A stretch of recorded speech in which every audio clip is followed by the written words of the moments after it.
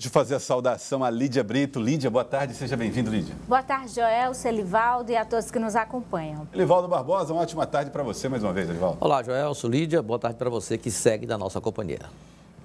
A UP já lançou o seu candidato à presidência da República. Mais do que isso, aprovou em convenção, trata-se de Leonardo Péricles. A candidatura à presidência da República foi confirmada na convenção na semana passada e agora o partido segue para tentar fortalecer o nome de Leonardo Péricles em todos os estados do país.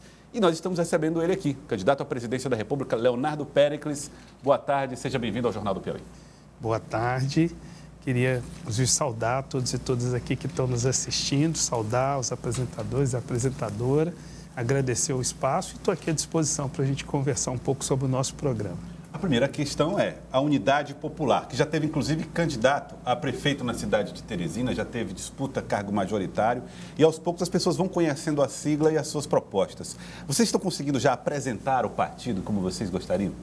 Olha, não tanto quanto gostaríamos, porque a gente, infelizmente, tem uma legislação no nosso país, a cláusula de barreira, que limitou imensamente a organização de partidos como o nosso. A gente, por exemplo, lança essa candidatura à presidência a partir de um grande trabalho popular. Nós fomos para as ruas pegar assinaturas, apoio das pessoas para criar o nosso partido e nós conseguimos pegar mais de 1.200.000 assinaturas, apoio de pessoas nesse país para a nossa construção, apresentando um programa de base socialista, popular, de mudanças profundas nesse país. Então, isso que nos credencia agora para lançar nossas candidaturas, em especial nossa candidatura à presidência da República. Sou eu, Leonardo Péricles, que sou morador de uma periferia em Belo Horizonte, de uma favela em Belo Horizonte. A nossa companheira Samara Martins, que é a vice, está com a gente também nesse grande desafio. E uma chapa que é antirracista, uma chapa antifascista, popular, que defende mudanças profundas nesse Brasil, e dessa forma lançando novas lideranças país afora, candidaturas ao governo de estado, deputado estadual, federal, e dessa forma ligados às lutas sociais populares, o enfrentamento nas ruas também, a todas as políticas que estão sendo feitas contra os interesses da maioria de nós trabalhadores e trabalhadoras. Leonardo, o partido nasce da luta popular, Qual é a base, a bandeira que a UP tem para apresentar ao país agora nessa eleição? Olha, primeiro, o que a gente vem levantando é que nós estamos num país muito rico. Não se trata de um país pobre, mas um país que submete seu povo à pobreza. Então, nós entendemos que é necessário mexer no orçamento do Brasil. Hoje, mais da metade do orçamento, ela vai para pagamento do que a gente chama de juros e amortização e refinanciamento da chamada dívida pública. Essa dívida, segundo vários especialistas, já foi paga várias vezes. E eu estou falando que metade do orçamento é muito dinheiro. Quem acaba decidindo esse orçamento são alguns deputados lá no Congresso Nacional e principalmente bancos, os donos dos bancos que tomam essa decisão no final das contas. E o resultado é até o tal do teto de gastos, por exemplo, que o discurso é acabar com gastança no Brasil. Olha, nunca teve gastança com o principal. Eu até defendo que haja muita gastança no Brasil com quem? Com o povo brasileiro. Essa é a questão fundamental. Precisa haver muito investimento nas áreas sociais. Então, o que a gente está propondo? O problema não é que não tem dinheiro, é que não sobra. Então, tem que mexer nesse orçamento. Então, nós estamos propondo que metade do orçamento, em vez de ir para pagamento de juros, para enriquecer banco que já está muito rico, fazer um instrumento que está na Constituição que chama auditoria da dívida, que é saber se deve ou não, os especialistas mostram que não deve mais, e suspender esse pagamento e redirecioná-lo para as áreas sociais. Só para ter uma ideia, ano passado, de juros no Brasil, foi gasto 573 bilhões. Isso é 3 vezes o orçamento da saúde. Isso é mais de 3 vezes o orçamento da educação. Isso é insustentável. País nenhum do mundo se mantém desse jeito. E o teto de gastos que eu critiquei aqui, nossa proposta é revogar esse teto de gastos, porque ele congela investimento, não é nos banqueiros. Se congelasse o gasto com os banqueiros, eu era totalmente a favor do teto de gastos. Mas ele congela de nós, trabalhadores e trabalhadoras, porque eu estou falando aqui candidato à presidência, mas eu uso o SUS. Eu uso educação pública, meus filhos usam. Inclusive, nós da Unidade Popular temos uma proposta, um projeto de lei que inclusive seja de emenda à Constituição, que obrigue todos os vereadores ao presidente da República usar o SUS, usar a educação pública, e os seus filhos também, sua família. Que eu quero ver... Com qual propósito? Que eu quero ver a saúde e a educação do Brasil permanecer do jeito que está, se o presidente tiver que entrar na mesma fila que a gente tem que entrar. Porque eu, por exemplo, tinha umas dores de cabeça, eu fui bem atendido no posto de saúde, e aí foi feito o pedido da consulta especializada com o neurologista. Demorou 1 ano e 7 meses para eu conseguir essa consulta. Se fosse uma coisa grave, o que tinha acontecido? Eu tinha morrido, eu não estava aqui para contar essa história. Sem diagnóstico. E como isso acontece com quantos irmãos e irmãs, país afora, quem está nos assistindo, quantos parentes, amigos, pessoas que viu e estão morrendo, não é porque não tem recursos, não tem, mas está sendo tirado, está matando o nosso povo teto de gás, porque lembra que a pandemia continua, ela não acabou. Então, cortar investimentos e manter um presidente da República entrar e manter esse teto de gasto, na verdade, ele está conivindo com os bancos e com o assassinato direto e indireto do nosso povo. Não podemos aceitar uma situação dessa. Então, estou propondo mexer nesse instrumento, esses recursos sendo investidos massivamente em saúde, educação, saneamento, porque mais de 100 milhões de pessoas no Brasil não têm direito a saneamento básico, né? Investir massivamente nessas áreas, o que isso significa em moradia? Isso significa gerar milhões de empregos. Eu estou falando aqui de um plano emergencial de 100 dias, os primeiros 100 dias, você fazer as chamadas frentes emergenciais de trabalho. O que é isso? É colocar o povo para resolver seus próprios problemas nos seus bairros, e isso vai gerar milhões de empregos, mexe com a economia, isso é central. E a outra questão que o nosso povo está sofrendo muito é a tal do preço dos combustíveis, né? Eu não sei se todo mundo viu, eu fiquei absurdado com os dados de ontem, que mostram o lucro da Petrobras e que ela vai distribuir 50 bilhões, 55 bilhões para os seus acionistas privados. 30 bilhões vão para o governo, ou seja, 213 milhões de pessoas recebem 30 bilhões e alguns milhares de acionistas da Petrobras recebem 55 bilhões. Isso está errado. E o que nós defendemos é que essas empresas estratégicas no Brasil, elas sejam 100% públicas. Qual o sentido de ter acionista privado na Petrobras? Inclusive, 44% desses acionistas nem brasileiros são. Candidato. A Petrobras pertence ao povo brasileiro. E desse jeito aí não vai ser mexendo em ICMS. Vai ser fazer a gasolina ser R$3, que poderia, se isso fosse feito, em vez desse lucro aí para acionista privado e internacional, fosse para o nosso povo. Candidato, apesar de amplo espaço dos casos e reforço de pedidos de apuração e de punição, o racismo ainda está muito presente na sociedade. Na sua avaliação, como o enfrentamento ao racismo poderia ocorrer com a influência direta da política? Olha, a pergunta é muito boa. E um dos objetivos é que nós, negros e negras, tenhamos espaço na política. Já começa por aí. Porque nós que sentimos o racismo e nós somos maioria da população, no entanto, em todos os espaços de poder, nós somos minoria. Nós somos maioria nos presídios, ou seja, o racismo permanece muito forte. Nas pessoas vítimas de violência do Estado ou da ausência provocada desse, né, da ação da polícia ou da ausência provocada. Então, nós somos a maioria daqueles que morrem. Então, nossa candidatura já levanta essa bandeira para mostrar para as pessoas que existe o racismo e precisa ser combatido. Nós, só de anunciar a nossa candidatura, nós sofremos muitos ataques racistas. Agora? Exato. Várias mensagens nas nossas redes sociais de ameaça, de dizer que isso não é lugar de preto, volte para a senzala, sabe? Intimidação. Esses tipos de ameaças e até ameaça à nossa vida. Nós entramos com a representação do Ministério Público Federal, pedindo a identificação, porque veja que esses racistas, eles têm... A questão é que eles não se identificam, não se colocam, usam fakes, né?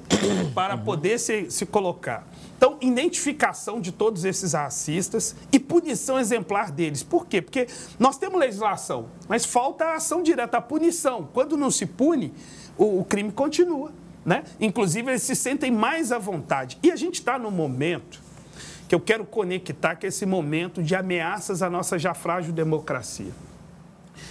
Isso é muito grave, porque toda vez que o presidente da República ameaça dar um golpe no Brasil, o alto comando das Forças Armadas exalta a ditadura, que é o negócio de voltar para trás.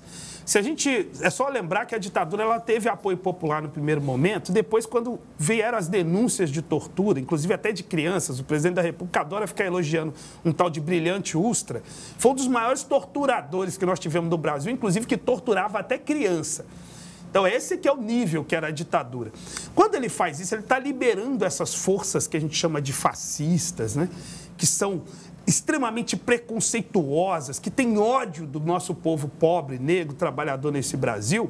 Ele acaba, de certa forma, liberando essas forças para agir. Então, tem tudo a ver essa apologia à ditadura, a caçar o direito do nosso povo decidir, de votar, com esses ataques que estão acontecendo. Então, nós entendemos que é necessário, não é só a punição desses racistas, é fazer um negócio no nosso país chamado justiça de transição. Quem estiver nos assistindo para entender, todos os países aqui da América do Sul que tiveram ditadura, houve punição daqueles agentes, dos generais, aqueles que praticaram a tortura. Todos os países. Acabou a Segunda Guerra Mundial, os nazistas eles foram para o banco dos réus, cometeram crimes, mataram pessoas. O nosso país é o único que não fez isso. Aí não faz. A impunidade do passado leva à impunidade do presente, sabe? Então nós precisamos mexer nisso, porque quem está sendo morto hoje é a nossa juventude negra, pobre, de periferia. Então tem que acabar com essa impunidade, tem que contar a história direito. Eu estou vendo aqui, fiquei absurdado que tem várias ruas aqui, o próprio campus da Universidade Federal do Piauí homenageia Petrônio Portela. Foi um cara que contribuiu com o golpe.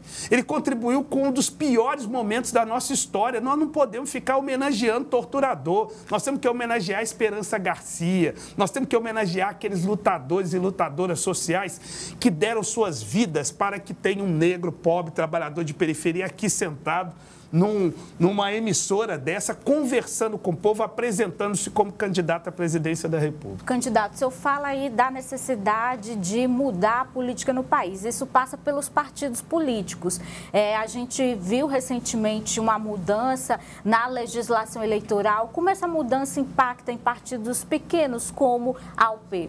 Olha, essa também é uma pergunta muito boa, porque em 2015 teve a tal da cláusula de barreira.